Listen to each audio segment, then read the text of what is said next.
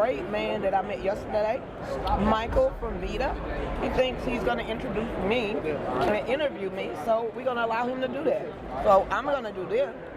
Hey Todd, hey Eddie, hey D-Lynn, what is going on everybody? Hey there, what's going on Jansky? How you doing? Y'all make sure y'all share, donate and support.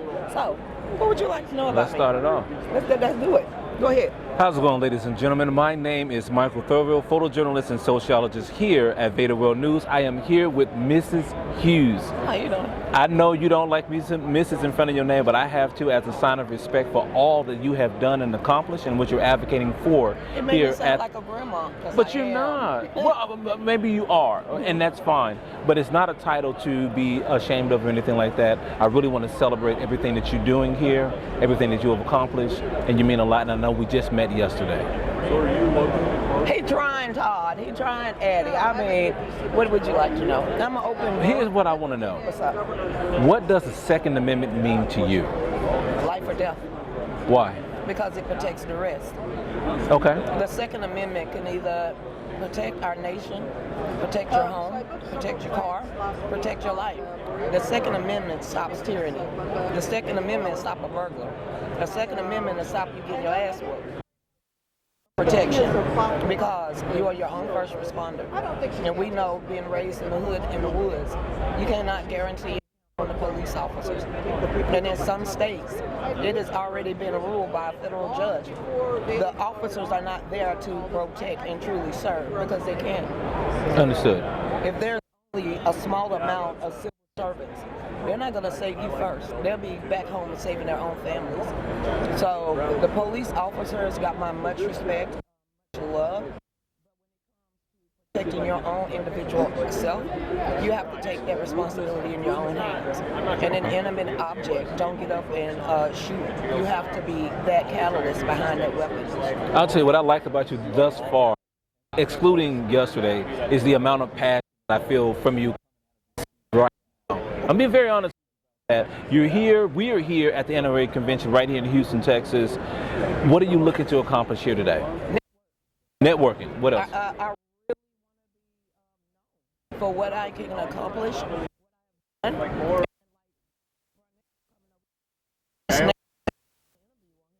Well, I know he's a man with a lot of clout and deep pockets, but it's not that the pockets for me, it is what he has built and accomplished.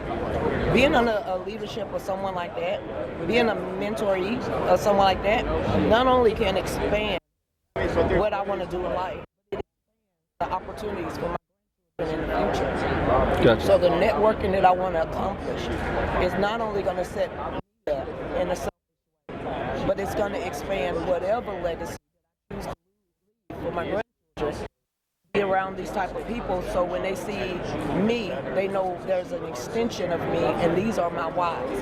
So I want to be able to learn from them. And you don't get as high up as Pete and Mark and Rocky and a lot that are like the vice president, the third in command, and to be able, in order to have a familiar relationship with these men, they treat me as a Understood. that's what I want, and I want to be able to grow my media empire and keep going forward. Got you. As a sitting board member on the NRA, what is the NRA looking to, how you say, acquire or access? Get away the stank of the stuff that has happened in the last couple of years. Okay, for those people that are watching right now, if you're unfamiliar with the NRA, it is the National Rifle Association, and she's going to be talking about a little bit some of the issues that the NRA was facing in the past and what they're looking to accomplish in the future to rectify those issues. Go ahead. And it's not a secret. It's everything is already hashed out. You got Lucretia James trying to take down the NRA from their foundation and their license and everything else in New York. Then you have liberal mayors, lawyers, judges that would love to take away the we are the oldest and largest gun association in the United States. Yes. And then you had a lot of tarnishing in the higher ups of infighting to where, you know, with the old guard and then you have the new guard.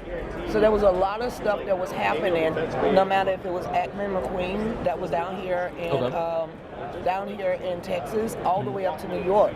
So a lot of that was going on, they had to fix within themselves. Gotcha. Now that it has been fixed, and if anybody want to know, it's a lot of public out there from Wayne LaPierre, Oliver North, that was happening.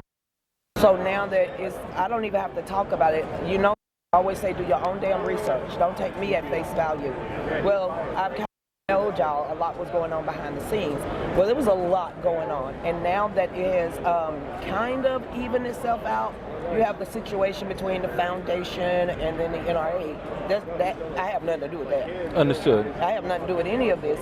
You know, there was a lot of infighting. Pretty much how any other organization destroy themselves is usually from within. Understood. And it was some recent talk, or just a talk period, about the NRA coming down to Houston or to Texas to, change headquarters, bring it over this way. They wanted to, because why in the hell isn't it one of the most liberal states in America? That is a very good question. Why is that? Because it was founded up there Okay. in the 1700s, 1800s, 1847, something like that. So out of tradition. Out of tradition, they never changed their foundation. It was already established in Gotcha. New York. So you have a twat by the name of Lucretia James that wanted to make a name of herself, that decided to crumble us from within. Okay. So she started attacking the paperwork. She started attacking the stuff that she could. So thank God for the federal judge that gave stipulations on how to clean up the act and to be compliance with everything. But that's already accomplished. Do you see them? Do you see the NRA moving down to Texas? Why? I don't think they're gonna leave New York unless they're completely pushed out by the powers that be. But right now, as long as they're like a fighting chance, and the federal judge didn't dissolve or take away the foundation, no, they're not moving. What is your position on gun violence among teens and the youth? What is the cause of that? We're sitting here at the NRA. Parents. Okay. No damn parents. No childhood training.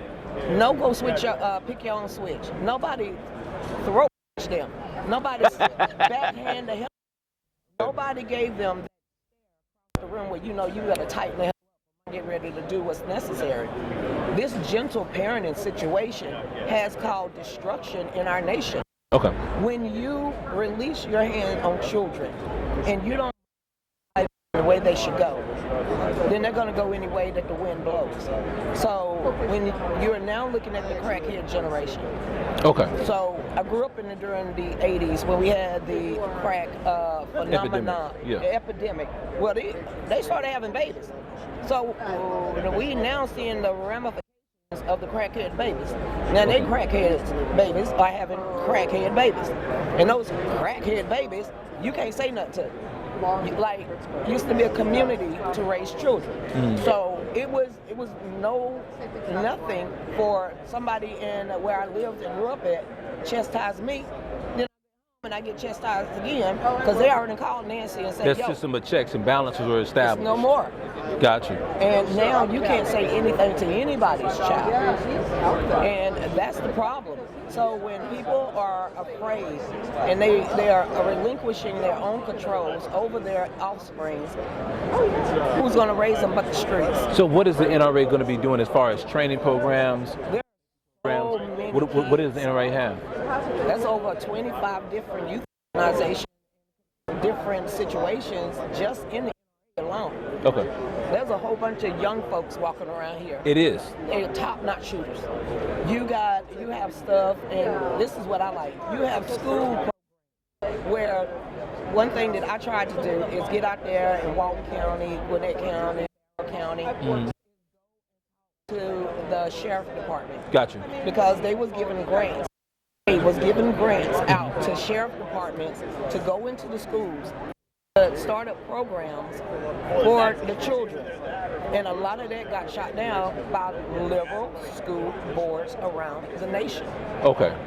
So until you be able, but come out here themselves, their parents can come out here themselves. Yes. They can join the NRA, but if you want these type of events in your communities, then you ask for the events to come into your community. And speaking about the NRA and memberships, Yes. memberships were down. They are down. They are down. What is the NRA doing to increase membership?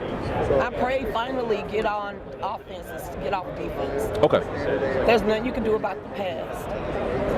Continue to stand up for the Buffalo Soldiers. Why did you get formed in the first place? To help free black slaves. Why did you get formed to help the poor sharecroppers in the South? Why did you get formed? To stop the tyranny. Then get back to your foundation. We are the oldest and largest civil rights organization in the United States of America. The NRA is. You need to start off with that. It ain't the NAACP, not by a long shot. Understood. They can concur with that. But when it comes to always standing up for my 2A, always explaining what it's about, absolutely. Policies in Washington, I'm on point. Got you. But it's just something of getting comfortable with that mindset of training and pulling the trigger again. Understood. Where can people find you? And then they declare Anywhere, everywhere you want to find me, it's Lucretia Hughes Kluken. I'm on D-Live, Rumble, X, Twitch, Kick, Facebook, TikTok. You look for me, Google, Bing, DuckDuckGo. I'm the black chick that calls all these people in Washington, D.C. delusional in their faces.